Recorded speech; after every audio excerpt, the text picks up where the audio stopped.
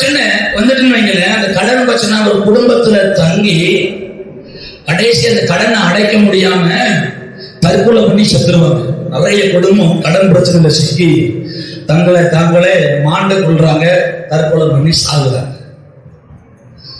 சில இடத்துல வியாதி, கவனமா கேளுங்க, கேன்சர் வியாதி எல்லாம் வந்துட்டு கொடூரமான வியாதி வந்துட்டுன்னு வைங்களேன், அந்த வியாதி அந்த மனுஷனுக்குள்ள தங்கி அவன் சாகிற வரைக்கும் அந்த வியாதி போராடும். கல்லீரல் பிரச்சனை, மஞ்சள் காமால பிரச்சனை, கேன்சர் வியாதி. அப்படின்னா ஒரு வியாதி மனுஷனுக்குள்ள தங்கி மரண பரியந்தம் கொண்டு போகிறது. கடன் பிரச்சனை ஒரு மனுஷனுடைய வாழ்க்கையில தங்கி மரண பரியந்தமும் கொண்டு போகிறது. அப்படின்னா இதுல இருந்து விடுதலையாக வேற வழி கிடையாது ஐயா அப்படி கேட்டா, இதுல இருந்து விடுதலையாக ஒரே வழி உண்டு, பரிசுத்த ஆவியானவர் உங்க வாழ்க்கையில தங்கணும்.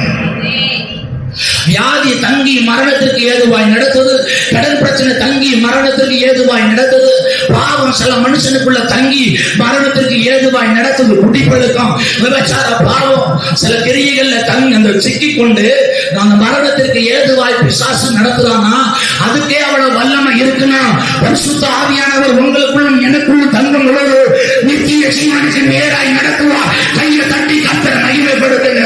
வியாதி தங்குவதற்கு இடம் கிடையாது, பிசாசின் கிரியை உங்களுக்கு தங்கிறதுக்கு இடம் கிடையாது.